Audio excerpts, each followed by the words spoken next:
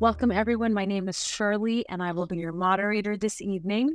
I am excited to welcome Stacy Price and Dr. Matthew Kraner as our speakers this evening. Hello, welcome. Hello. Welcome to both. Glad to be here. And Stacy Price is a dental success partner at Henry Schein. She leverages over 15 years of clinical dentistry experience to guide dental professionals in adopting digital systems with a focus particularly on CEREC technology. And Dr. Matt Kraner is a St. Louis native. He co-founded Kraner Family Dentistry with his father in 2006. After graduating from the University of Missouri, Kansas City, he has been dedicated to cosmetic dentistry since then, and he received recognition from the American Academy of Cosmetic Dentistry with the Excellence in Cosmetic Dentistry Award. Before we get started, I'd like to take a moment to go over some quick housekeeping.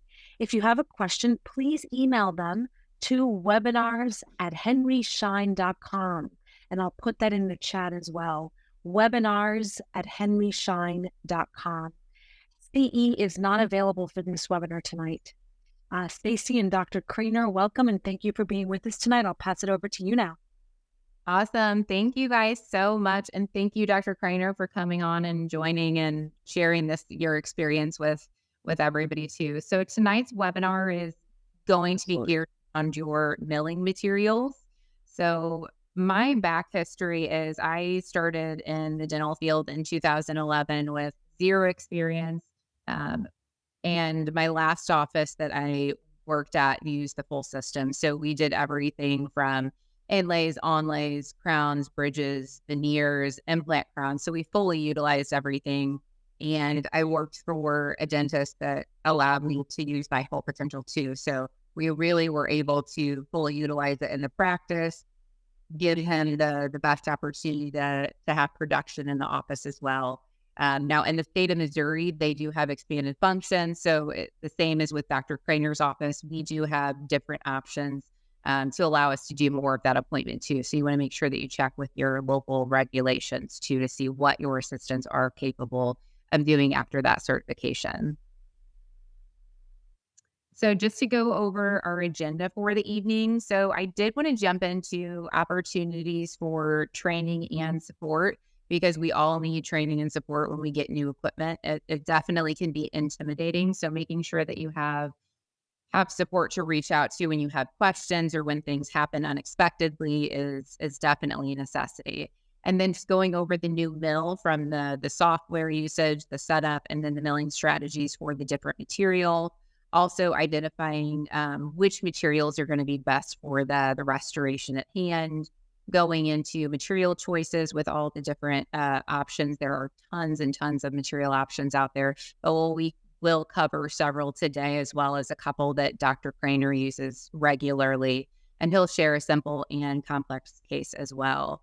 And then he will also go into how to optimize profitability with his new mill and then how he manages those as well.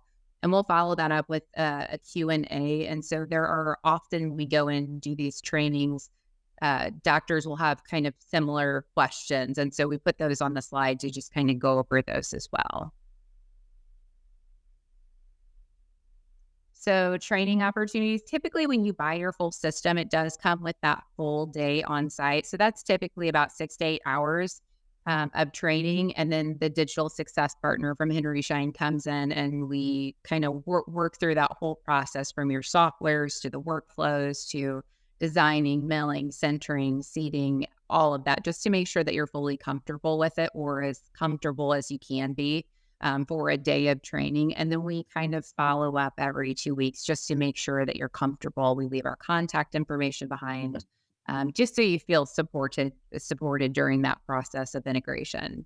There's also half-day on-site options, upgrade, training, and then virtual and on-site as well. And then as far as support, so the Henry Schein Digital Success Partner, that is technically my title. We are the trainers, but you also have many more options too. So you have your Dent Supply Sirona rep. They are always really phenomenal. I know Dr. Kraner, Ryan has been out quite a bit at your office as well. I personally love him. He was my Dent Supply rep as well. And I had a question, I did not hesitate to reach out to him. So he was fantastic. Material reps, fantastic resource to use too. Again, there are so many materials out there. So we really want to make sure that we are fully aware of the material that we're using, what those prep guidelines are, how we're cementing them, what all those protocols are, because that is going to give us the longevity for these restorations. And then lastly, mentors. So finding a doctor such as Dr. Kraner, somebody that has already kind of been through what you're going through now, that has started out with the basics and then is kind of advancing into these more advanced techniques with more cosmetic cases. It's really helpful to kind of help utilize those people as well. Dr. Kraner, do you have anything to add as far as that with kind of who you've reached out for support? Sure.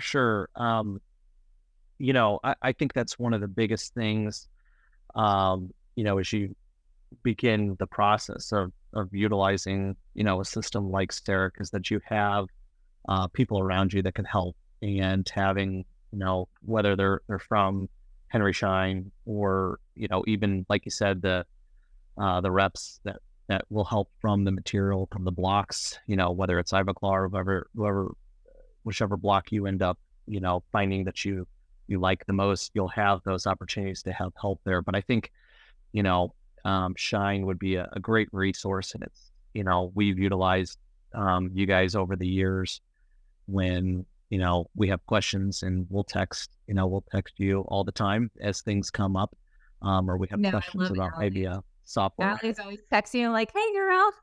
Yeah, no, and it's a big help. And even when you have used the system for years and you feel very comfortable, every once in a while something will come up. And we had a situation just recently where we have two mills, and one had done an upgrade, and the other had not, or I can't remember if it was the mill or the scanner. One had done its upgrade, the other was on an older system, and so it was having an issue. And so, but we called, we were texting, and we actually got on the phone too with someone from Henry Schein, and they were able to pinpoint the problem, really pretty quickly, and said, here's what you need to do. You've got to get them both on the same software version, which made sense. And, we did it and solved the problem. So even though we have years of background, every once in a while things will still come up, and you need support. And so, having somebody like Schein can be very helpful to make sure you've got,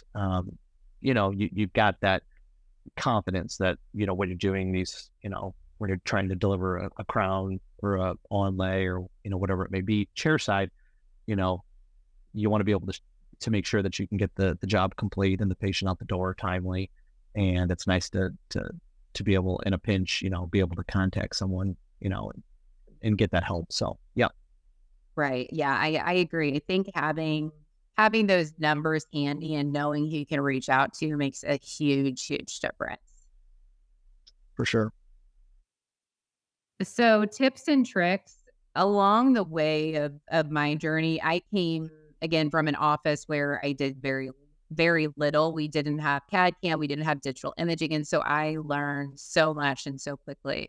So I just wanted to share some things kind of that I've learned. So team just in general in the dental field is huge. Communication, making sure that everybody is on the same page, fully utilizing them. So depending on your regulations with your state, like Missouri, Dr. Kraner's office and the office I came from, again, we can pretty much do that entire appointment aside from the anesthetic and the actual prep. Obviously, I don't think anybody would want me doing that. But as far as utilizing your team, the way that it works so well with us is that half the time we would have hygiene come in and do that anesthetic, and then doctor would come in and prep, and then I would take over the rest of that appointment. So he would prep, I would place the retraction, whether it was X-Bacil or Traxident typically, and then we would scan, design, mill, and seat to the whole appointment, and then doctor would come in at the end. And it worked really well because while I was taking over that portion of the appointment, he was in another room and he is producing another crown potentially in there. So it really made sense for us in that way.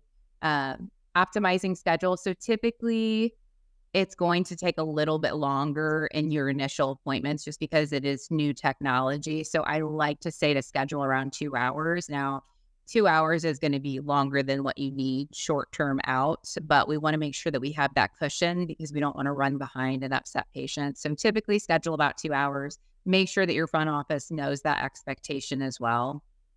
Retraction. So not only a retraction of the cheek and the tongue, just making sure that we can clearly see those scans, but also retraction of the margin line. So if you have a ill-defined margin line, it can take you quite a while to place that margin.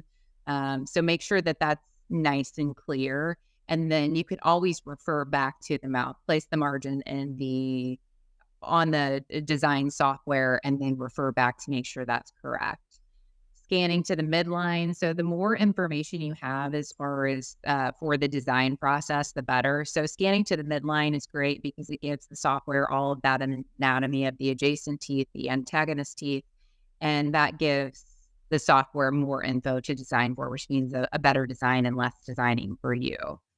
Continuing education. I know Dr. Kraner is big on this. So just making sure that you're constantly updating the world of technology, not only in dental, just is always growing. So making sure that you're always following up on things, that you're learning the new materials, the new features, benefits, learning from mistakes. So this is probably one of my favorite parts. And Dr. Kraner, you probably have plenty of these too.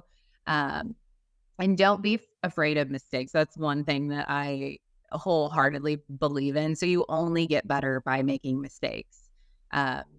We all want the perfect patient. We want them to open wide. We want this perfect amount of tooth structure to work with. And it doesn't always happen. But when we apply those experiences to our next appointment, we only get better with it. Competing with ourselves, I think it's very important to make sure that we, again, learn from our mistakes and better ourselves and not compare ourselves necessarily to what other people are doing. They may be advancing quicker than we are, but just making sure that we always kind of set that goal for ourselves to be better and better. Getting patients involved. We often would have the patients come back and they would either watch that design process while we were in the room, or we even had some super techie guys that wanted to go back and check out the milling unit, and they were always super, super involved with it, and they thought it was the coolest thing, which honestly it is. But I think what that does is it makes the patient feel more comfortable with you, I think, being involved in the process. And possibly the biggest thing is going to be they're going to go back and they're going to share that with their friends and their coworkers and their family members about how they have this really cool technology at my dental office. I only have one appointment. So there are a ton of benefits about that. And lastly, starting basic and then advancing. So we always want to make sure that we are mastering those basic skills prior to moving on to the advanced, because the advanced do take longer. There's more design periods, there's staining and glazing. So we want to make sure that we are fast and efficient at those basic, the margin lines, the scanning, the designing, all of that prior to taking on those appointments that are a little bit longer. Dr. Kraner, I'm interested. Do you have some mistakes that you'd like to share that you learned from? Well, I had one yesterday where we, and sometimes it's just you think what you're going to get with your restoration just doesn't, you can set the parameters and a lot of times we'll get very consistent, interproximal contacts and such. And I had a gal who came in yesterday who had an old crown, actually one that my dad had done many, many years ago, just a sweet patient who, when she actually wrote a review, and she'd been coming to us for 30 years between my dad and me. So there was a crown that was done maybe 15 years ago, and I was there was an issue with that. I was redoing it, and she was getting food stuck. And so I cut off, we milled a new one, and I went to try it in. And actually, this was one that my assistant did try, and she goes, the contact felt good. She goes, the floss snapped through. She goes, I think it was good. And I said, okay, well, let's go ahead.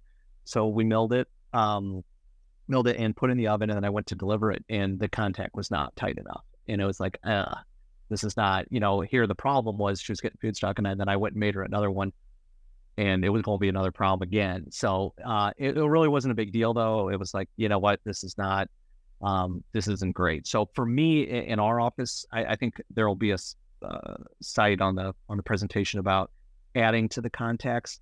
I personally have found I do best just milling a new crown. I know that you might speak on that, Stacy, but we find to just get a better result if we just go ahead and make the changes in the design and mill a new one. And that essentially is what I did. But it had probably been, months and months since I had, milled one and then just scrapped it and chucked it and made a new one. So, but that's the good thing, it really, it ended up taking another, 20 minutes or something. But she left with a crown with a nice tight contact. We fixed the problem. And, to know right away, and usually for our workflow, we'll probably get into that here in a little bit, but for my workflow, often I will check, in the purple stage for Emax crowns. I will do that check that the assistants might check it and they may say, hey, it was good to go. Sometimes they want to get our opinion and we may jump in and just take a quick peek at, the contacts, et cetera. So, this one, I had not done that till the very end, but that's a great thing with Cerec, is just being able to see exactly what's going on, before you even go to stain and glaze, and have a good understanding, at least in the Emax, product, not the Cerec MTL, which I guess, we'll speak on later, but, so it not everything is perfect with the machine, and you do, run into those, challenges at times, but it's nice to know if something's up, you can just do a quick change and make it right. And, patients there a little bit longer, but they leave and they're done, as opposed to coming back, 2 weeks or whatever after a crown is made by the lab, and then realize there's an issue. And then, it's another temp and it's another 2 weeks or whatever. So, yeah. So no, nobody really likes coming to the dentist either. So to have another whole appointment usually is not a good experience, unfortunately. Yeah. It's like the first thing people 100%. say, I'm not happy. 100%. Okay. Yep. Absolutely. My neighbor broke a tooth over the weekend, and he texted me, and he actually came down to my house to show me his mouth it was a Saturday afternoon. And I saw it, and he needed a crown. He had an old crown that had broken off. And when I said, we could do it, I said I could do it for on Monday. And he said, okay. And I said, it'll be one visit. And he was floored. The office that he routinely had gone to before ours did not have that. And it was going to be a 2-week visit. And I said, no, you'll leave with it. And he was amazed. It was really nice. I was texting him after, and I asked how the tooth was doing. He was real nice. He said, best visit ever.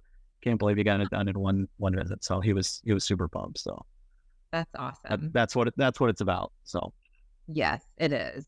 Patient convenience is huge.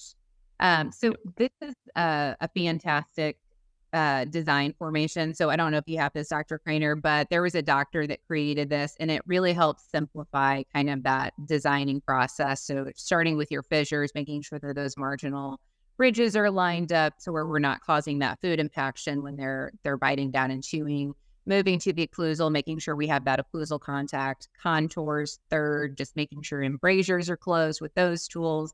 And then always your contacts last, because if we go in and set our contacts to the correct strength, and then we go in and change a fissure or contour, more times than not, it's going to change that contact. And then we're going to have an open contact or too tight of a contact, and we'll be left with quite a few adjustments. So love this for kind of a reference. As far as the mill, we started with the MCXL at the practice I had. It was a workhorse. It was an amazing piece of equipment as well. But this is beyond amazing. It's very intuitive.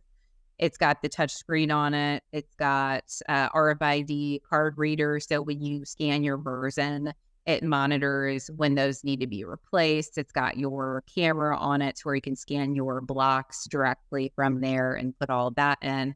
Very user-friendly. And if you allow the software to walk you through it, it will do just that. It also goes through all the maintenance and alerts you when stuff needs to be done, which is awesome too, because in the dental field, you get really busy. And so if you have that extra kind of alert, it's fantastic. Maintaining your investment. This is another stressing point too. Just making sure that you really take care of it, because it is a large investment. So we want to make sure that we get the longevity out of it. So you have your regular tank cleanings. That's going to be just where you change out your water reservoir. And that's typically done every week or sooner, depending on how busy you are. The most important thing with this is making sure that it's only distilled water going in there. And then you want 75 milliliters of that Dentitech lubricant. And that is extremely important because it goes into the water and then kind of lubricates those motors when it's milling. So you want to make sure that that whole system is lubricated and it's not locking up. And then you do have a couple cleaning cycles. 2 minutes is daily, and then a 15-minute weekly one just to clean out that milling chamber. The filter that's in your water reservoir needs to be changed out every 3 to 4 water changes. And typically you can just take that out and rinse it out really well and place it back in there in between uses. And then if you're milling zirconia, there is a suction bag and a HEPA filter. So usually about every 120 dry milled restorations. Now, most people don't have a tally board in their back checking that. So it does have that alert for you. But if you feel like you're getting less suction on it, then you can always just change it too. That's a good signal. And then every 3 to 4 filter bag changes, you'll change that HEPA filter too. So that's something that doesn't need to be done super often. The other thing is changing that ball screw out. So that ball screw it can get unthreaded over time since you're tightening it and loosening it multiple times a day potentially. So making sure that that is nice and snug to where that block is tightening down there. And then lastly is your yearly maintenance performed by your Schein tech. So basically to come out, make sure all of the software is updated, make sure that it's running smoothly like it should, and just checking to make sure that your equipment's working ideally like we want it to. Do you have anything to add to that, Dr. Kraner? No, I mean, that's very thorough. And honestly, for me, the team is really pretty good about doing the maintenance. I think we had scheduled just recently Schein to come out to do those that yearly maintenance, I want to say. So I think it's important to have somebody who's dedicated to doing that. And I think you'll find that try as you might, if you're like our office, something may get missed at some point. And then typically I know for the Zirconia suction bag, they just maybe had not done it, and then all of a sudden it just wasn't working, or it gave us an error code, and then they determined that's with my team, it's like, I think it's the suction, and they were able to get it changed, and they did it okay. So something like that it's every 120. It's like you may be able to monitor that real closely, or maybe not. But oftentimes if you miss some of these things, I mean, even the water, we do the filter like every other day, just about or so, and even then you might find that you're halfway through your crown and then you just get the error, and then it tells you it needs to be done. So sometimes you're doing it you're doing it planned, and then sometimes you're doing it out of necessity because it's telling you it's not gonna go till you do something. So both of those scenarios are pretty common in our office. So this is your Primemill tool chart. This is a nice resource too. So it goes over all the different options for your tool uses, and then it shows you which burr is going to go on that left side and right side. And it also does what processing mode it is, whether it's Emax, Zirconia, PMMA, and the different types of, whether it's fast, fine, all those different milling options. So this is a kind of cool cheat sheet for that. The other thing is too, to keep in mind, is that when we're doing these differences between mills, the super fast, and extra fine, anywhere from under 5 with super fast to just under 15 with the extra fine, you can see the difference in the anatomy on these from the occlusal surface. But the important thing to remember is that when we go to the intaglio and that margin, it is exactly the same. So when we're changing these milling speeds, it is only going to apply to the anatomy. So for a posterior tooth or one that the anatomy is not overly important, then you could obviously do that super fast mill and save some time on it, versus if it's more of an anterior case or something that you want more grooves on our anatomy, then you could go with that fine option as well. And it just may require a burr change for that difference in milling time. So grinding and milling. Grinding is for Emax, always going to be wet. Milling is always going to be for Zirconia, and ideally, we always want to do that dry.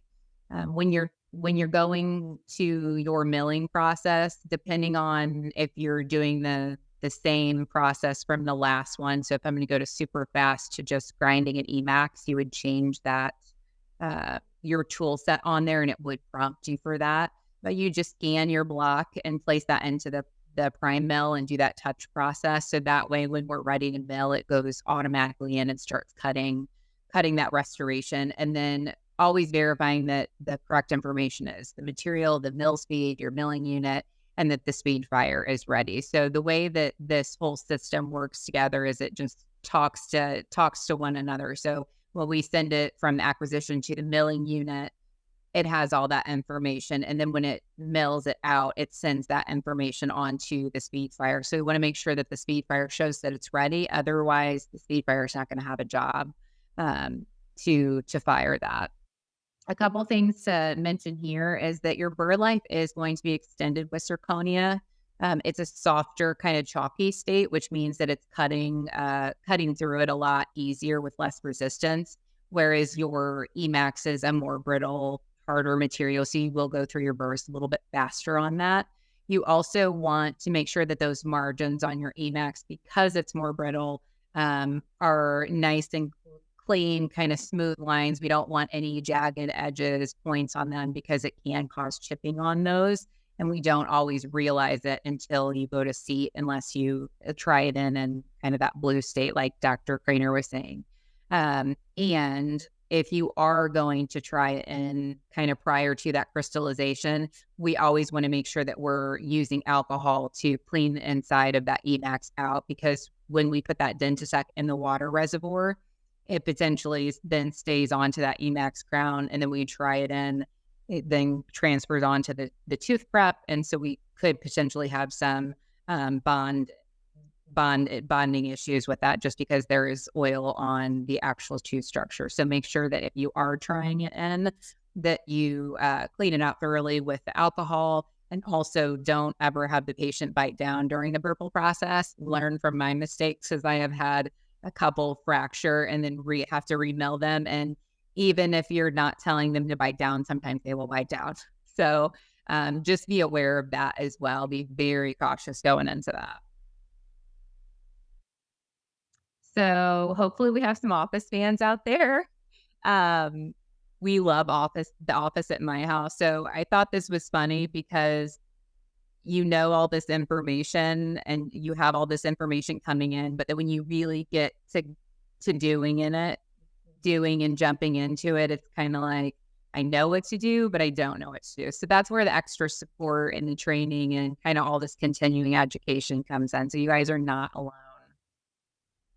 Getting into material choice, how to choose them. So one size is not fit all. So it's nice to have a couple different options at least. Questions that I would routinely ask is the patient a bruxer. So if we only had Emax at the time when I was in the office, so we did not have Zirconia in office as an option. But if the patient's a bruxer, we want that heavier material to where it has that strength, to where it's going to hold up to that force of the bite. And then tooth structure to work with. Emax was always a fantastic go-to, as long as we had clearance, because you don't have to have that retentive prep necessarily. You can bond it and use that adhesive cement as well. So you have those two different retentions. So that always works really well when we're working with limited tooth structure. And then stump shades. So there's a lot of different various stump shades. I've seen some as dark as ND7, ND8. And so that can be hard to block those out with some of these restorations. Primarily the more translucent Emax is not a great candidate for that, just because it does have more translucency and it allows for that step shade just to shine through. There are options for cements where you can get those opaquers and blockouts, but sometimes that doesn't even do the job. So typically for that, your zirconia is going to be the best option as well. Clearance, again, just making sure that we have enough clearance for the restoration at hand. Some of these materials you can prep as little as 0.5, 0.6 millimeters. So if you don't have a lot of clearance, always check the materials for which ones are going to hold up to that. And then what is the aesthetic goal and existing restoration? So are we more concerned with the aesthetics? Or are we more concerned with having that strength to get that longevity there? What restorations are there? If it's a PFM, we want to make sure that we do a translucency that's not quite as translucent, because that's going to allow more light to shine through, and it won't blend in as well with your PFM restorations. And Dr. Kraner will talk about this as well here in a little bit. So as far as the blocks that we'll be reviewing tonight, I tried to put quite a few different ones on here. There are so many materials out there that I get it's totally overwhelming. And so that's where, again, continuing education, making sure that you're verifying these materials. I can't stress that enough. Making sure you know those prep guidelines, the minimal thickness, all of that information. So Cerasmart is a resin type block. It's a hybrid nano ceramic. So it's great for inlays, onlays. You can have it, but it doesn't quite have the strength. We'll also go over the Cerec MTL, which is a zirconia, Katana, which is a zirconia, Emax, and then Telio Cad, which is a PMMA block for temporaries.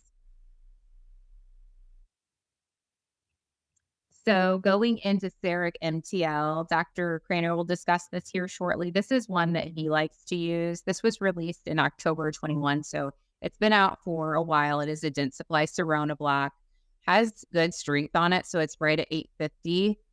There are stronger blocks that are out there, but again, this has a good amount of strength to it, and it does have that kind of transitional effect to it. So you can see on this picture off to the left, it kind of is darker at the gingiva and transitions to lighter. So it does mimic that natural tooth structure. And then you can reduce as little as 0.6 millimeters too, which is a little more non-invasive than some of these, such as Emax. And then you can also do that fast zirconia workflow with the super fast mill and your the Primemill and the speed bar. You can do about 23 minutes for the mill and center. Indications, anterior and posterior crowns, your 3-unit anterior and posterior bridges, and then your inlays, onlays, and veneers.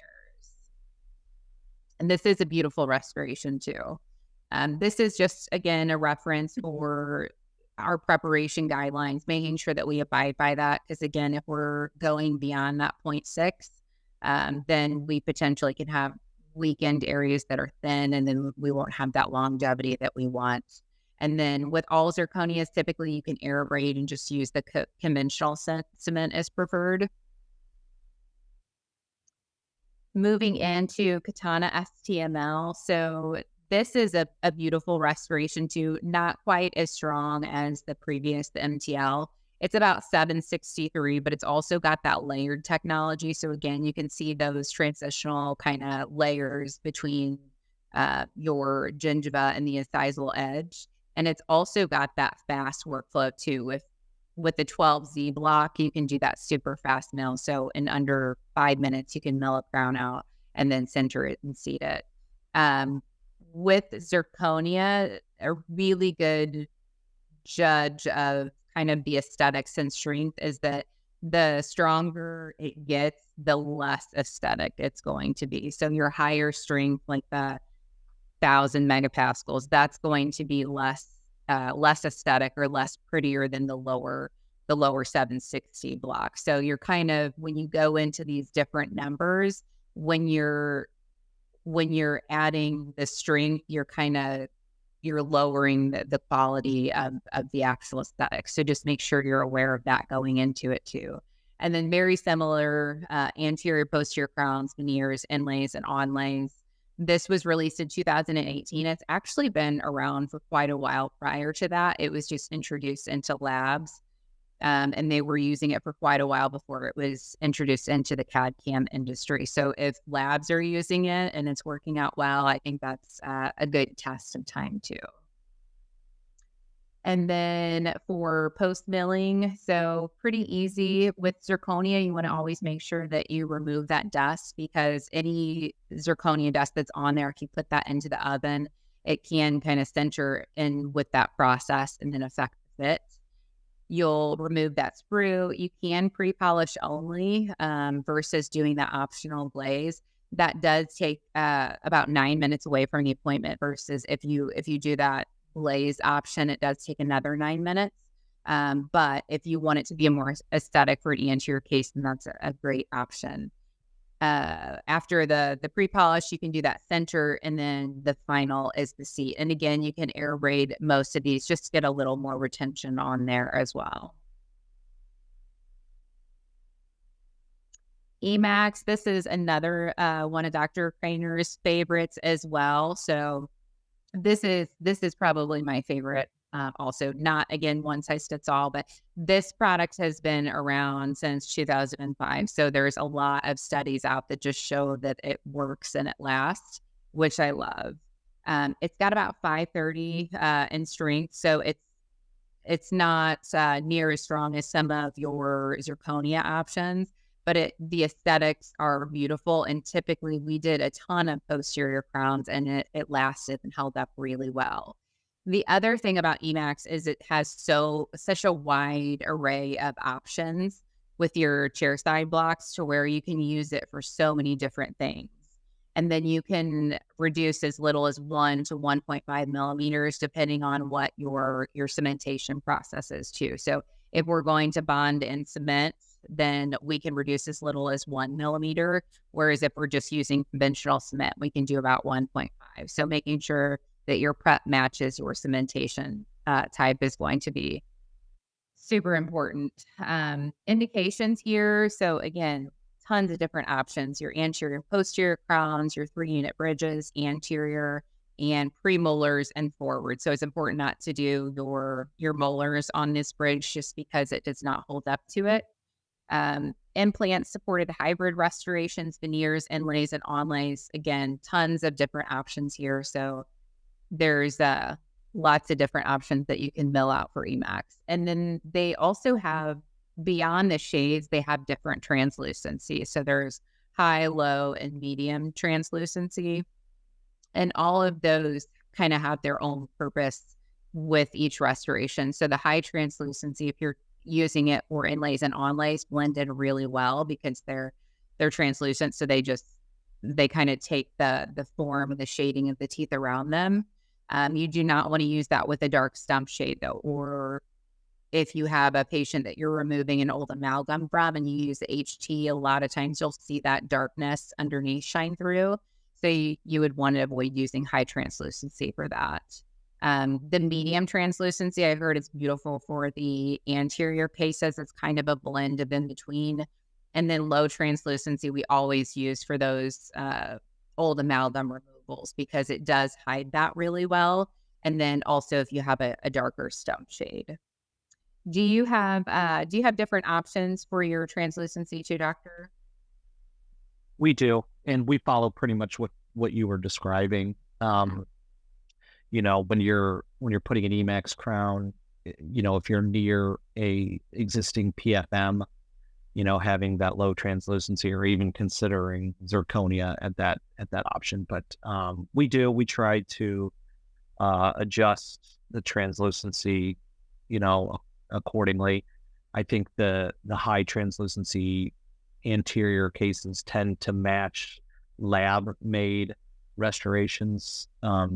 Similarly, if I've done a case where I use the lab for a cosmetic case, and for whatever reason we need to, maybe something happens and we're making a new crown or a new veneer, I see it seems that we can get as close to that lab made restoration and really match what they've done with, you know, a layered technique, oftentimes by going with a high translucency option. So we will, pick and choose depending on the situation. Yes, I agree. And the nice thing is too, there's so many different cement options. So they have, I think it's Verilink has a try-in paste as well. So if you get the kit, it's got your try-in to where if you have that stump sheet and you're worried about it shining through, then you can kind of try those before you use that final cement too, which is a great option, because once it's on there, it is on there. So this is just your kind of, again, a reference for reducing. So if we're going to use the adhesive bonding, again, we're using the chemical bond and then the cement retention. You can reduce as little as 1 millimeter versus if we're just going to use conventional cement, you'll want to make sure you have that 1.5. And then typically you'll use that hydrofluoric acid. We always use Mondamon Plus. And it was kind of a 2-in-1 product that worked really well. And then when we would apply bond to the tooth and do that tack cure after we cemented it and clean it up and do that final cure, and it turned out beautiful. We do want to make sure to note that there's no sharp edges specifically with this material too, just because it is more brittle. We want all of our preps to kind of be smooth and ideal. I will say this about milling, it usually enlightens people on what their preps are like, because you're not used to seeing it like your entire screen. And so when you see it, you're like, okay, I might need to step up my game a little bit, but that's normal. And then this is just a reference for your post milling and processing for your Emax. So again, you can try this in that purple or blue state that they call it. Just make sure that you're alcoholing it out prior. And then after that process, you can polish only, or you can choose to use the stain and glaze option as well. You just want to make sure it always has that putty to support it, and you put it on those pins as well. So remember how we talked about how no 3-unit posterior bridges? In my office, we were adamant on doing as much as we could in our office and utilizing the equipment. So when I started, I, didn't have any formal training. And so we were milling out posterior crowns on 18, 19, 20, and we were not fully aware of the indication. So that's something, again, I can't stress enough, just knowing what your materials are capable for, what those guidelines are, what we should be cementing with. All of that information is going to be crucial to making sure that we get that longevity for the restorations.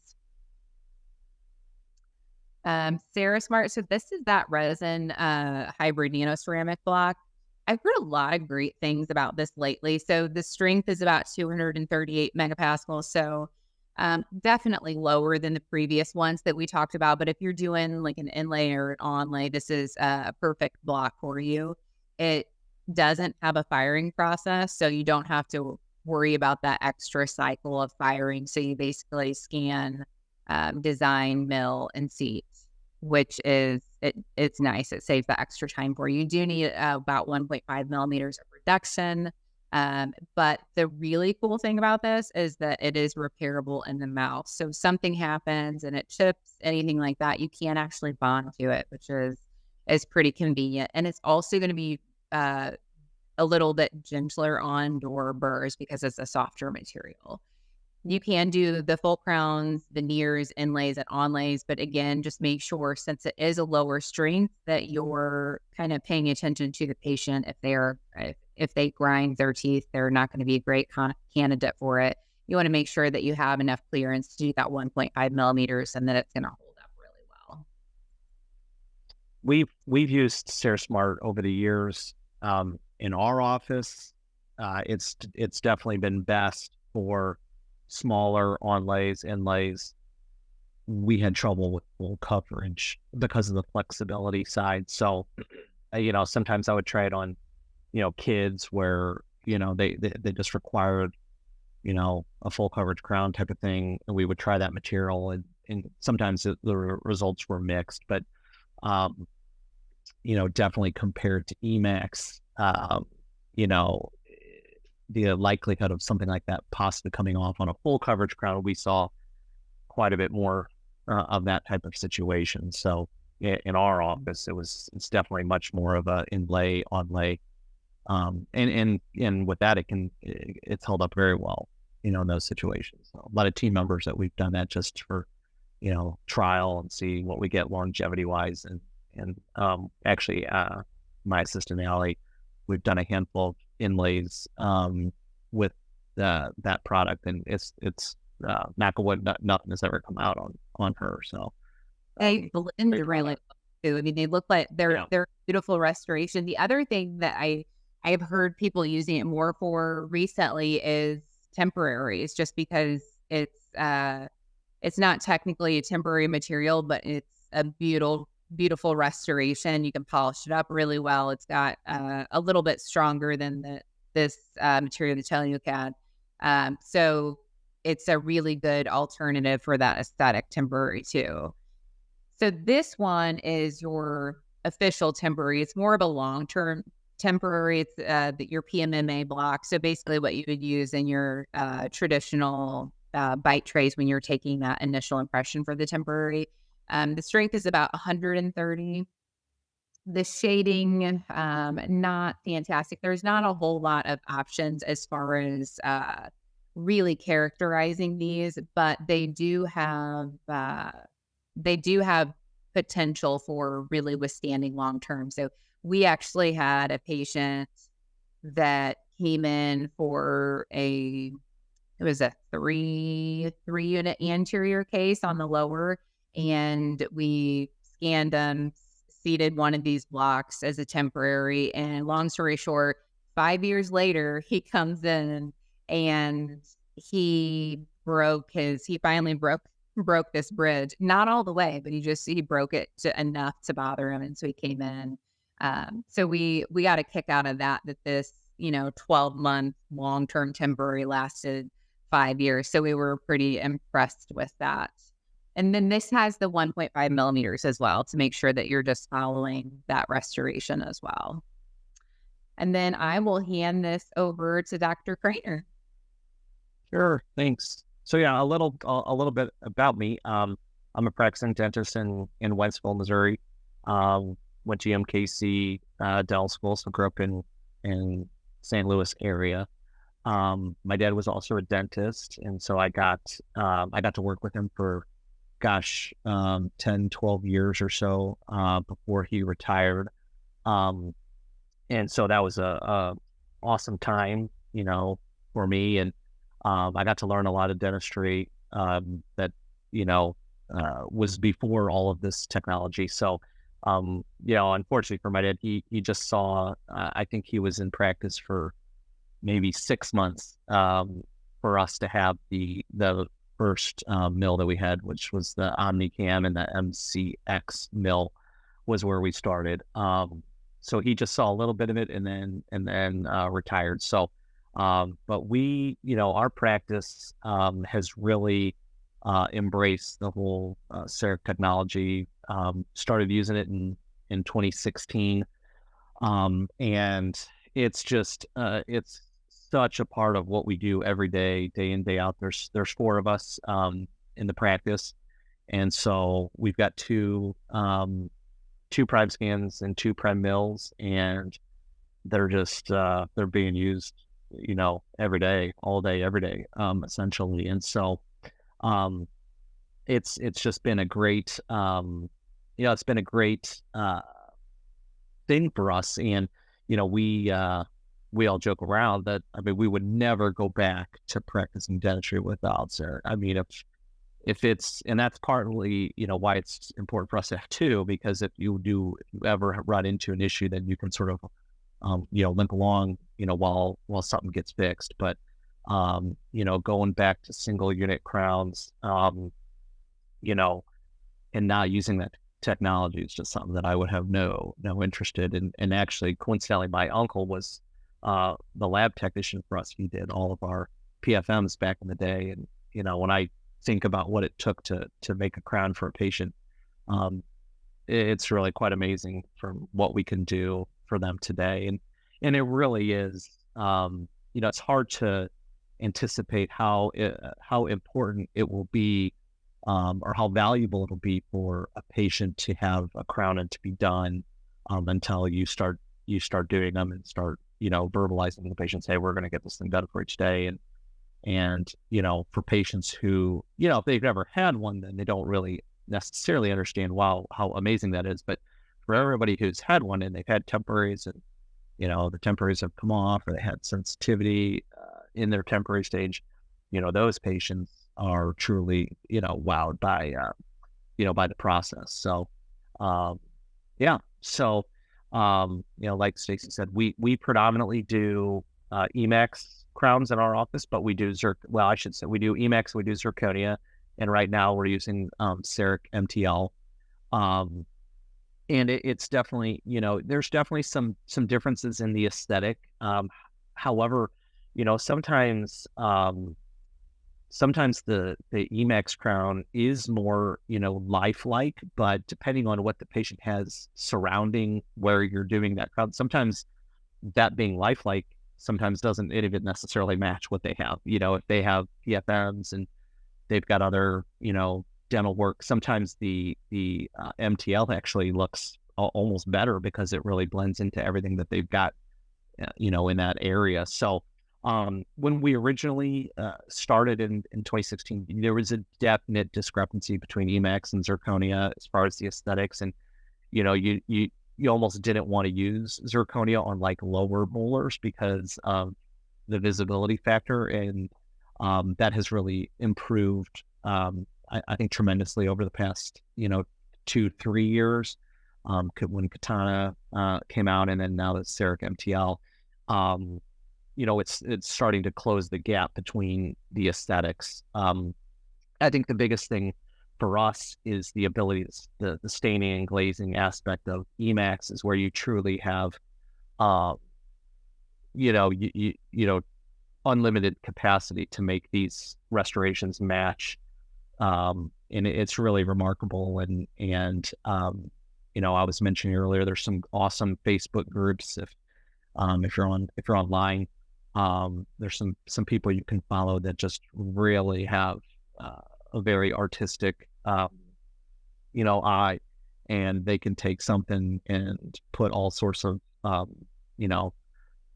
aesthetic into it to really just get it to blend like it's not a crown at all. And so, we do our best. We've recently adopted a Mio stain and glaze for the past, for many years. We've used Ivoclar's product for staining and glazing, but there's just a few colors where it seems like this Mio kit has a lot more options and layering capacities and things of that nature. So, the sky's the limit in terms of what you would like to do, and from the artistic standpoint. And, sometimes we joke around, and there's 4 doctors here, and some of them are super, they really try to do what they can from an artistic standpoint, and to the point where they're trying to stain fissures into the occlusal anatomy. And, sometimes it's like, is that what the patient wants necessarily? Do they want dark grooves that look like a tooth, or now are they going to ask, why did you just put the cavity in my crown? But you have that capacity, and you can really play around with it. And we have some patients that are super into it. They want to watch, and they just think it's amazing, and others could care less. But, it is something that, it takes time, and it won't happen overnight. I think you have to plan for, 6 months to, a year to really truly, I say when we hire new team members and new assistants, for them to really have the hang of it, and to be able to scan and design and do all these things, it's a process. They don't get it overnight. But that speaks to, all the things that that Cerec, or the Prime scan and Prime, all the things that they have to offer, because it's as complex as it is, it can do some amazing things. But in that regard, it takes time to get the swing of it and to get the hang of it. So, I think the key is to stick with it, and don't get, frustrated if it's not happening the way you want, and, as quickly as you like, because it does take time. But after a while, you'll really be able to crank these restorations out. And they look beautiful, and regardless of material choice, a good prep with good a good reduction, and if you pay attention to excursive movements and you pay attention to occlusion, is very, very rare a crown would either come debonded or break. Extremely rare. Not that it never happens, but typically if it happens, it's, maybe it was just, slightly under prepped or some, usually there's maybe some sort of explanation for it, but in our office, it's really quite rare for something like that to happen. So, usually you learn from those, kind of understand what happened past that appointment, and you kind of learn from that. So I know your assistants are fantastic. So they kind of do the same as what we do, most of the appointment, which I think is what works really well for most offices. It's just building that trust between the assistant and the doctor, making sure that the assistant is aware of what that expectation is, what the doctor wants the margin to look like, what they want that design to look like, and then eventually they can get to that kind of whole process too. So I think that's absolutely super helpful. Yeah, I think the more that the doctors can assist and help the assistants out, the more comfortable they'll get. And so, it can be easy to to kind of have the mindset like, scooch over and let me do this, and let me take over. But the more you can get involved with the assistants and really try to explain, okay, like, here's what I'm looking for. And we had one just the other day when the assistant was doing the margin, and then interproximally the as you traced it, you went around, you could see that the margin went up, and basically that was just gingival tissue or either tissue or saliva, something had gotten in there, and that was not going to work. That would have been open on the interproximal. And so I think this just happened a day or two ago, and so it's a good opportunity to say, hey, when you see that, or you cannot trace, that margin is moving up, that means there's something in the way that we've got to get, we've got to fix. And so when you're doing that, come get me. And it just took, I don't know if it was the laser, or just, actually just, pushing out that, whether it was cord or whatever it was, we had to get the tissue out of the way, but, having them have that awareness, like, okay, this is going to be a problem. And, being able to come find the doctor and say, hey, I need help. And they do that a lot. They'll come to get us and say, hey, I want you to check this or check that. And that's what we do. But, like you said, the goal is to be able to do other things while the crown process is happening. Certainly, that's the best way to be productive, obviously, is to be able to do some other dental work while the assistants are handling that part of it, for sure. So, So this is Dr. Kraner's office. I know we're running a little behind on time because Dr. Kraner and I both are talkers. And again, we could talk about this stuff for hours, but we want to be mindful of your time. So Dr. Kraner, if you want to go through this and kind of your material options here too.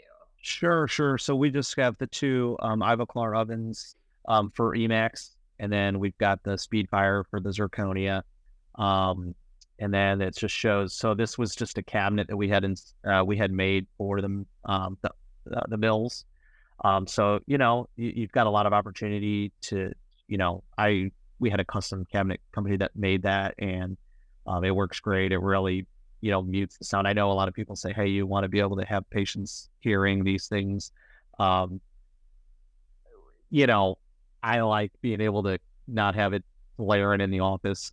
They can still see how cool it is without hearing, the grinding sound. So we had that made, and it works really well for us. This is just a little spot in our lab where we've got there's the Mio stains, and we're getting ready to do some staining for crowns here. So but that's our layout, and we sort of we needed to kind of backfill because we didn't have necessarily when we built the office in 2006, this wasn't even on the radar. So had to find a spot in the lab to kind of make all this happen. And so we did. And, it doesn't take up a ton of space. Obviously the mill is probably the biggest thing, but ovens are pretty small. oftentimes can easily fit in that. And we have a really pretty small lab for the practice. We have 10 operatories, but the lab is really quite small. So we make it work though.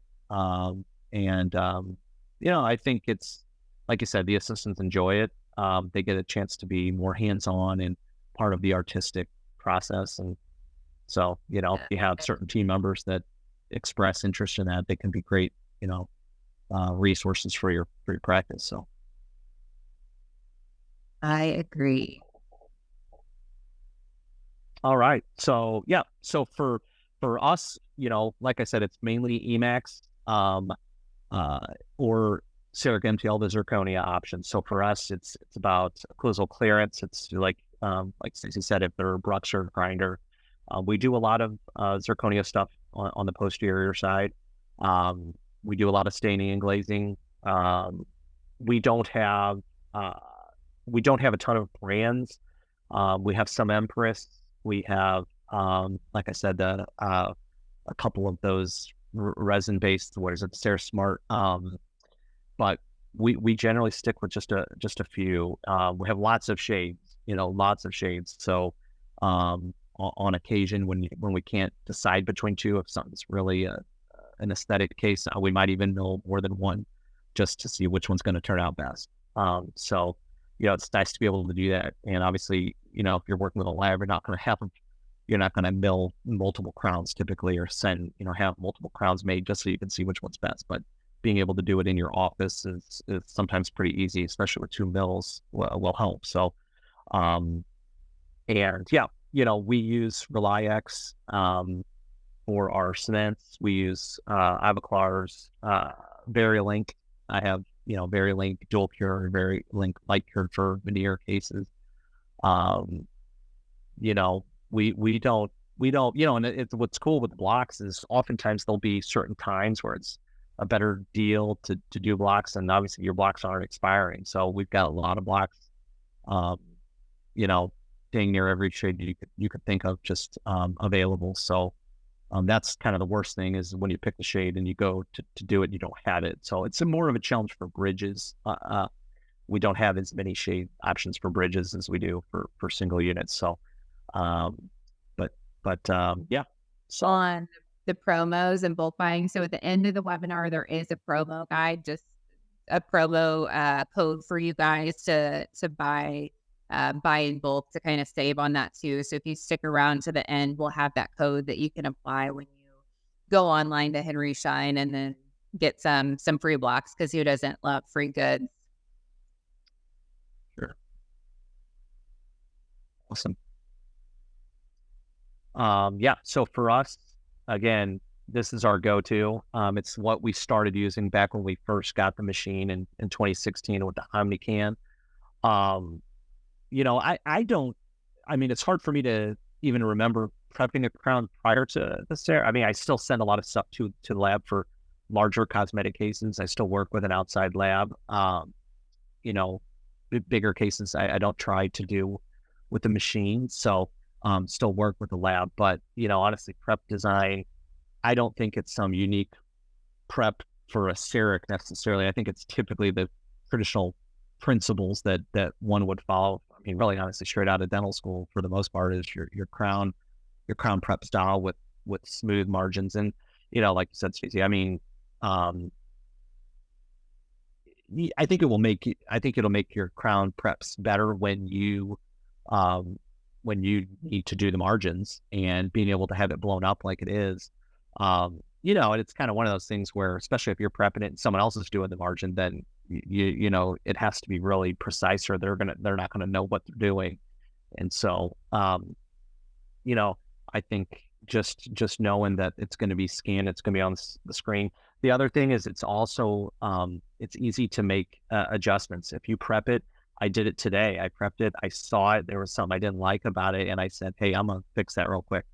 And, not for time purposes, you don't want to rely on seeing it to then make your occlusal adjustments. Sometimes people say, well, I'll just adjust the occlusion if I find out if it gives me the error that it doesn't have room. The trouble is it's a lot of back and forth, and it will definitely slow your process down. So you want to ideally have the occlusion dialed in prior to doing the scan. But if on the rare occasion you find out, you know what, there's just not nearly enough room, you missed it, you thought you had enough room and you don't, it's pretty easy to just say, hey, scooch out, let me just hurry up, I'll just go and I'll adjust the occlusion and we'll do another scan. So it's a lot of checks and balances, and it can give you that ability to correct things that maybe you just didn't see the first time around. So we do the try-in in this purple stage. I like to do that and make sure that's a really precise fit, do any adjustments. I do tell them to not bite on it. Knock on wood, no one actually has ever bit on it, broke it in our office. But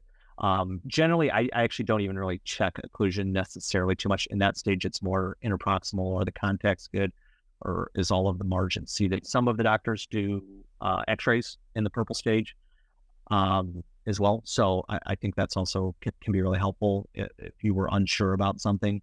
The benefit to Emax over Zirconia is the fact that it is radiolucent, and you can see through it. So that tends to be very helpful in the long run. It's one of sort of the drawbacks to Zirconia material is just not being able to see underneath that in on an X-ray. And so just like a PFM, sometimes you don't really know what's going on until you take it off and then realize there's something major going on. But with Emax, you get to see that. And so you place a crown, or something's really deep and you're not sure what's going to happen over the next 5-10 years or whatever, then you do have the ability to see through that. So yeah, that's great. I think it's Emax is just, for us, it's just like you said, it does it all, and I don't have any problem with it in the posterior with the right technique, bonding technique and occlusal clearance. It's almost like it holds up extremely well. It's very, very infrequent that we run into issues with it breaking or coming deep on it or something like that. So very, very rare. So, yep. All right. Did I get it all? Am I missing? I think just the product. So typically, again, if you're going to be using your cement and bond technique, you basically just want to have that chemical bond agent and then your cement as well. Or you can use just the cement alone. Just make sure that you are aware of those prep guidelines between the two. Sure. And like I said, we use Monovon, Etch and Prime Monovon with Variolink's, Ivoclar's product. And it for us, it works really well. Just don't really run into issues. We do use Calmit. So our process is to, when we're getting ready to deliver the crown, we would use, we do one more try-in, make sure everything's precise. The assistant will be treating the crown. With the Monovon, I use Calmit. We do that in our office for a desensitizer, like a Gloma Calmit product. Let that air dry. We then bond and we air dry. We use a warm air dryer to dry out the bond. We do not light cure that. And then, place that resin, inside the crown and seat it. We do a tack as well. I think you had mentioned, we do a light tack, buccal and lingual, and clean off the margins. And then light tack, clean off the margins, a floss.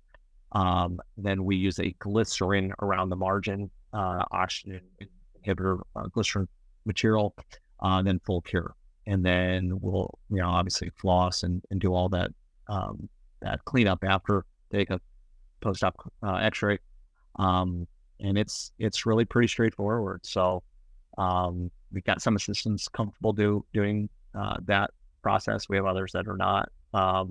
It's not, when you're doing that bonding process, it's not very forgiving. When you tack it, you're not getting it off. So I have one assistant that had put it in and tacked it, and then it was not quite right, and remarkably took a very long time to cut that thing off. So, just the tacking it's pretty well locked in. You don't you don't have a whole lot of opportunity to take it off once that's happened. So. And I found too that with that tack, like if you go in there and try to remove anything and it starts bleeding, it's set up enough to where it's not going to affect that too, which is really nice. With this Cerec MTL, I feel like we've covered most of this as far as the workflow, kind of the pros and cons, what to use for it. So I'm going to skip over this one just again, so we don't get too far over, but this is one of the ones that you really prefer, correct?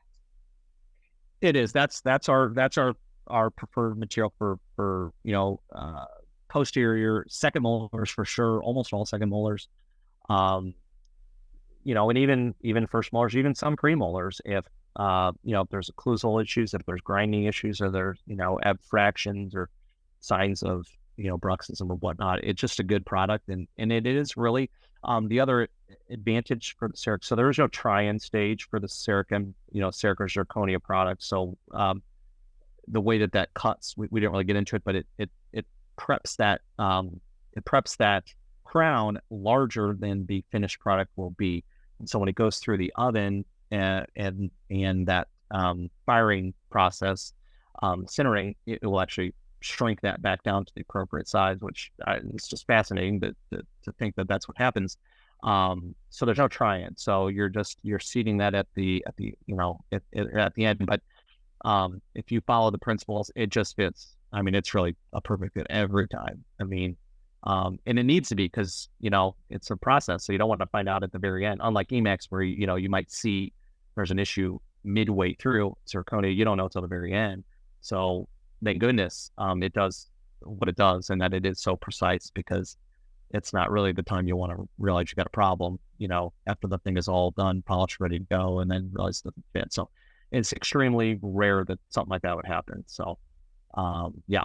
So I threw this case in. This was a relative of mine who has congenitally missing laterals, and believe it or not, so I'll throw my dad under the bus. My dad did those original I guess you could say temps, but it was an acrylic material, composite type lateral. But believe it or not, I guess that's really the color of his teeth back in the day. So fast forward, I think he had them in there for 20 something years. So teeth definitely warmed up, and what happened was seven broke, and he came in and it was off. And so we said, okay, well, we can mill something out. So this is Emax we used, and it's a Maryland bridge. So the surface is on obviously the lingual of 8 with a wing for 7. And so we were able to mill it. This was probably about 5 years ago or so. And we got a new restoration, which we thought turned out really pretty nice. So funny thing is, yeah, really well. Yeah, it turned out nice. And I said, well, when do you want to do the other one? And he's like, why would I do the other one? Like, well, don't you want it to look like this? No, I don't care. So we'll just wait for the other one to break, I guess, and then maybe do the same thing. But it was funny. He had no interest to do the other two. So, anyway, relative of a dentist. But yeah, so you can do some neat things. Like I said, Maryland bridges, things like that. It's got great bond. That Emax has a great bond strength, especially when you're adhering to the enamel of that central. Obviously, bite is significantly important, and making sure there's clearance for that. But something like this can be done with almost minimal to no prep, depending on the contour of the lingual, and definitely no aesthetic or anesthetic, I should say. Definitely no anesthetic for something like that. And I just threw that case in here just to kind of show you can do some cool things. So that looks great, like the aesthetics with that. I mean, especially coming from the brightness of the previous one, it blends in really naturally. So now number 10 sticks out. Sure. Yeah. And those are just some onlays, that we did, and they're just, you can kind of just see really smooth margins and, really intimate contact. And, I liked to do onlays even prior to Cerec, and it was almost, I had to stop because, it was just so difficult to temporize and just such an issue, trying to get firmament or whatever we would use. And it almost just made it not possible. So, switching over, when it got to the point where we can mill it out chair side and have it done, open up the possibility for doing a lot more onlay type restorations where you can get that strength, but not necessarily have to do a complete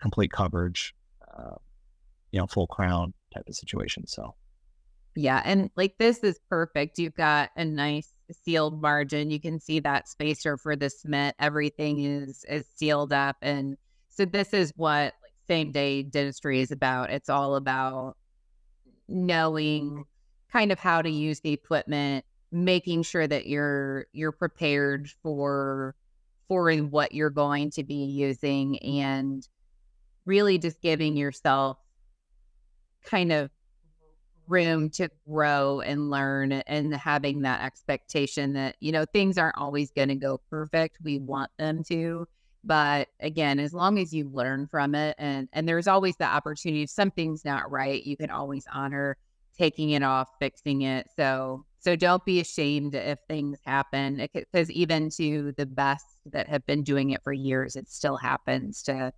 people. Lastly, I wanted to go over super, super quick on this because, again, I know we're behind on time. But common ones that we do are, can we wet or dry mill? So you can do both with most zirconias, but we always want to do dry, because if we have one water reservoir and we're mixing in different materials, both wet, you can kind of have some distortions in the coloring of that material. It also takes a little bit longer in the sintering cycle because you have to choose a pre-drying cycle. Applying stain and glaze to characterize. So I put this off to the upper right. It's a really good kind of strategy on where to place those different stain and glaze techniques. But I know our local Ivoclar rep is fantastic at coming out and showing you where to place that. Usually he'll come out, bring all of the stain and glaze products, and kind of walk you through that process to show you how to do it and the potential for it as well. Adding contacts after the firing process. So you can do that with Emax if you have the programmat oven. The speed fire does not allow that. Zirconia, it's not an option at all, but Emax does have that. They have a crystallization paste and a liquid that you mix.